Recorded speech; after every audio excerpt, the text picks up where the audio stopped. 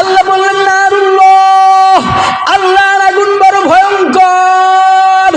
দুনিয়ার আগুন যেখানে লাগবে সেই জায়গাটা পুরো শেষ হয়ে যায়, কিন্তু আমার আগুন যেখানেই লাগবে সর্বপ্রথম কলিজাটা পুড়ে ধ্বংস হয়ে যাবে।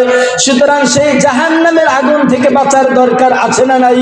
আছে। বাঁচতে হলে নামাজ পড়া লাগবে কিনা? লাগবে। তাহলে আমি বলি ভাইয়েরা আমার, নামাজ পড়েন, নামাজ পড়েন। এরপরে দেখেন, এই যে নামাজে আমরা সূরা পড়ি, সূরাও ঠিকভাবে পারি না, এমন কপাল পড়া আছে না নাই? আছে।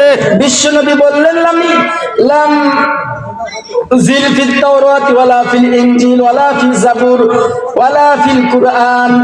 ও দুনিয়ার মানুষেরা শোনো শোনো, কুরআনুল কারীমের মধ্যে এমন একটা সূরা আছে যেটা জাবুরে নাই, তাওরাতে নাই, কোরআনে আরেকটা নাই। সেই সূরার নাম হচ্ছে সূরাতুল ফাতিহা। জোরে বলি আল্লাহু আকবার। আবার বিশ্বনবী বললেন মান করা ফি আয়াতুল কুরসি ফি দুবুরি কুল্লি সালাতিন লাম ইয়ামনাউ মিন দুখুলিল জান্নাহ ইল্লা আইয়ামুত। বিশ্বনবী বললেন যারা এই নামাজের পরে পড়বে আল্লাহু লা ইলাহা ইল্লা হুয়াল হাইয়ুল কাইয়ুম।